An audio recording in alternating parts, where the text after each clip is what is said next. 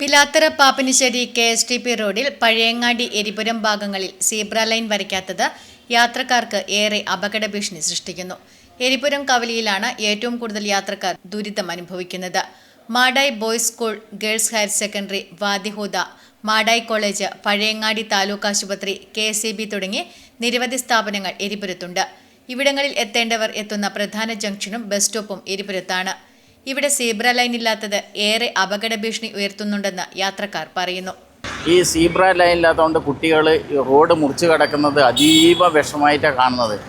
High school, electricity office, register office, bank, പിന്നെ ആശുപത്രി മുതലായ സ്ഥാപനങ്ങളൊക്കെ ഇരുവരും പഴയങ്ങാടി നിൽക്കുന്നതാണ്.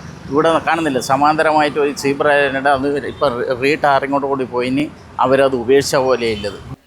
അടിയന്തരമായി സീബ്ര ക്രോസിംഗ് വരയ്ക്കാൻ നടപടി വേണമെന്ന് നാട്ടുകാർ ആവശ്യപ്പെടുന്നു. അധികൃതരുടെ അനാസ്ഥയിൽ വ്യാപക പ്രതിഷേധം ഉയരുകയാണ്. Network news, Pazhayangadi.